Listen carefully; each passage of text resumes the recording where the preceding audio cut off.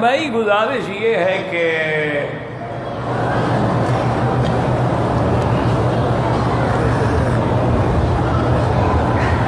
مسئلہ یہ سمجھیں کہ عمرہ جو ہے ایک نفلی عبادت،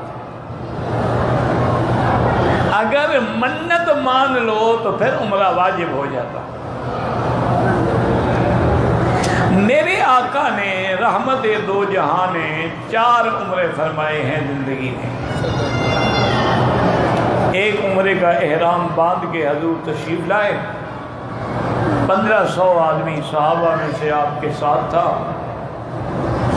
لیکن کافروں نے حضور کو روک لیا۔ بڑا طویل قصہ ہے، بہرحال حدیبیہ پہ صلح ہوئی، حضور بغیر عمرہ ادا کیے ہوئے واپس مدینہ شریف تشریف، لیکن عمرے کے لیے تو آئے نا۔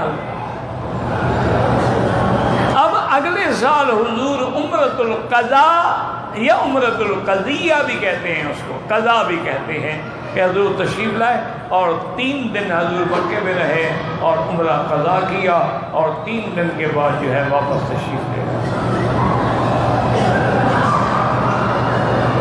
اسی طرح پھر حضور صلی اللہ علیہ وسلم جب فتح مکہ کے موقع پہ تشریف لائے تو حضور نے احرام نہیں باندھا، چونکہ اللہ نے آپ کو اجازت دی تھی، جنگ تھی نا۔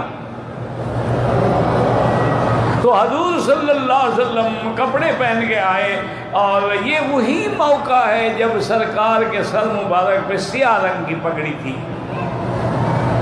تو سیاہ رنگ کی پگڑی پہننا حضور سے ثابت ہے، جو ثابت ہے تو سنت ہے۔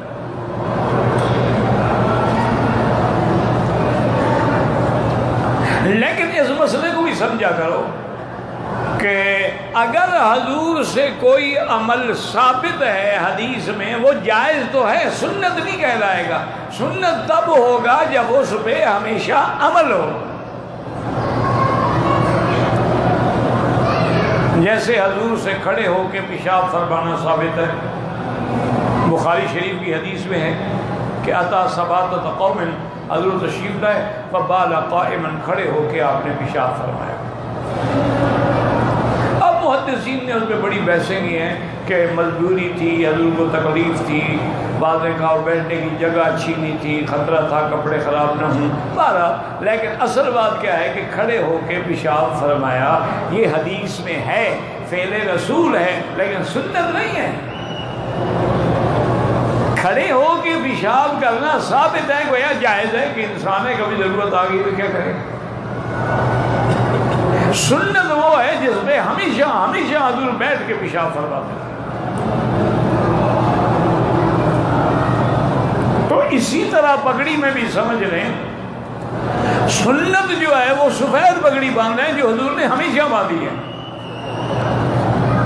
کالی پگڑی باندھنا جائز ہے، ثابت ہے، آپ نے باندھی ہے، لیکن سنت نہیں ہے۔ یاد کیا کرو، سمجھا کرو مسئلے کو۔ ویسے کوئی باندھے منع بھی نہیں، چونکہ ایک دفعہ ثابت جو ہو گئی، لیکن سنت نہیں ہے۔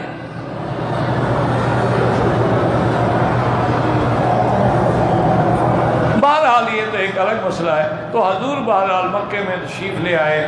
آج کل تو جی ہر پارٹی کی پگڑی بھی الگ ہے اور رنگ بھی الگ ہے، اس کے ماشاءاللہ واسکٹ بھی الگ ہے، پرچم بھی الگ ہے، جھنڈے بھی الگ ہیں، مسلمانوں کو یعنی تقسیم کر رہے ہیں، دور سے پتہ لگے کہ یہ کون ہے اور یہ کون ہے۔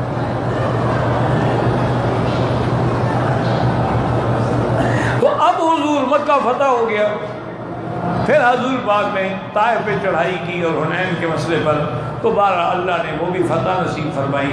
تو اسی فتح کے موقع پر حضور مقام جعرانہ، مشہور جگہ ہے جعرانہ، اچھا یہ عام لوگ اس کو بڑا عمرہ بھی کہہ دیتے ہیں، حالانکہ وہ بڑے عمرے کا معنی تھوڑا دور ہے۔ تو جعرانہ میں حضور نے قیام فرمایا،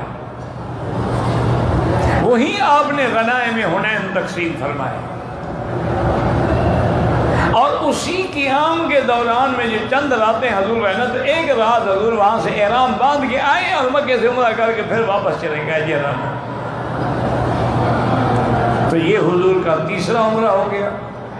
اور چوتھا عمرہ جب حضور حج پہ تشریف لائے ہیں تو اس وقت چونکہ آپ کا حج قران تھا تو آپ نے عمرے اور حج دونوں کا احرام باندھا ہے،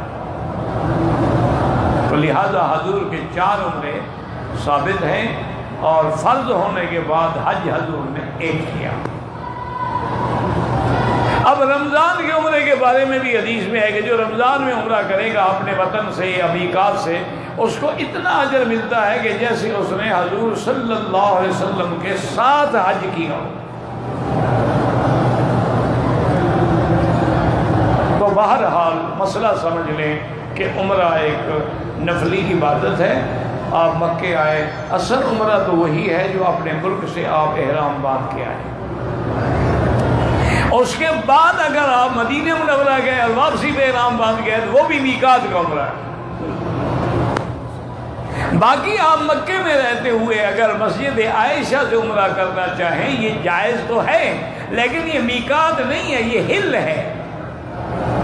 میقات تو جوفہ ہے، یلملم ہے، قرن منازل ہے،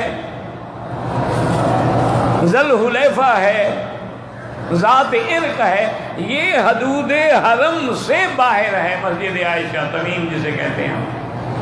تو اب اگر مکے والوں نے عمرہ کرنا ہو تو لازماً حد حرم سے باہر جانا پڑے گا۔ یہ جو بات میرے بھائی کہتے ہیں نا کہ یہی گھر سے احرام باندھ کے عمرہ کر لو، کہ ایک حدیث میں ہے کہ اہل مکہ من مکہ، مکے والے مکے سے احرام باندھیں، ان کو بس میں اعتراض نہیں کرتا لیکن دکھ لگا ہے۔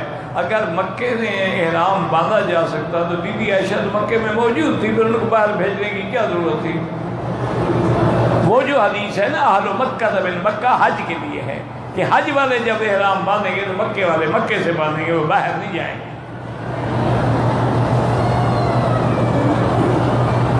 تو اب یہ ہے کہ جناب آپ جتنے عمرے کریں، اچھا عمرہ بار بار کرنا ہے اس کی بھی بڑی فضیلت ہے کہ گناہوں کو بھی مٹا دیتا ہے اور غربت کو بھی مٹا دیتا ہے، اور دوسرا العمرۃ الی العمرۃ کفارۃ لما بینہما۔ لیکن افضل یہی ہے کہ جتنے دن اللہ آپ کو مکے میں نصیب کرے طواف زیادہ کرے، چونکہ طواف میں اختلاف نہیں ہے، عمرے کے مسئلے میں اختلاف ہے۔ بعض ائمہ فرماتے ہیں مسجد عائشہ سے عمرہ وہ کرے جس نے پہلے عمرہ نہیں کیا، عورت تھی، حیض آ گیا، مجبوری تھی، ورنہ نہ کرے۔ لیکن امام ابو حنیفہ، امام شافعی فرماتے ہیں نہیں، جتنی مرضی آئے کرے، کیونکہ بی بی عائشہ جب تک زندہ رہی ہر سال آ کے عمرہ کرتی تھی، تو ہر سال تو ان کو پابندی نہیں تھی نا۔ اور دوسرا حضرت عبداللہ بن زبیر نے عمرہ کیا، عبداللہ بن عمر نے عمرہ کیا، لیکن مکے میں رہتے ہوئے طواف زیادہ کرو جتنی دیر تمہاری عمرے میں لگتی ہے۔ مثلا عمرے میں لگتے ہیں 3 گھنٹے، مثال ہے، اور 3 گھنٹے میں تم 8 طواف 4 طواف کرو، یہ زیادہ حضرت۔ اور آسان نسخہ آپ کو بتا دوں عمرے کا کہ فجر کی نماز پڑھ کے حرم میں جہاں بیٹھے ہو نا وہاں بیٹھے رہو، قرآن شریف پڑھتے رہو، اللہ کا ذکر کرتے رہو، باتیں نہ کرو، دنیاوی باتیں نہ کرو، کس سے کہانیاں نہ کرو، بالکل دنیا کی بات نہ کرو، یا بالکل خاموش بیٹھے رہو۔ جب سورج نکل کے اوپر چڑھ جائے، یہ جو گھڑیوں میں لکھا ہے نا ٹائم یہاں شروق، یہ سورج نکلنے کا ٹائم ہے، نماز اشراق کا ٹائم نہیں ہے، اشراق اس کے 20 منٹ بعد ہوتا ہے۔ تو اس وقت 2 رکعت پڑھ لے یا 4 رکعت پڑھ لے تو اس کو پورے عمرے کامل کا ثواب مل جاتا ہے۔ آرام سے بیٹھے رہو، عمرہ کر کے گھر چلے جاؤ، مشکل کیا ہے؟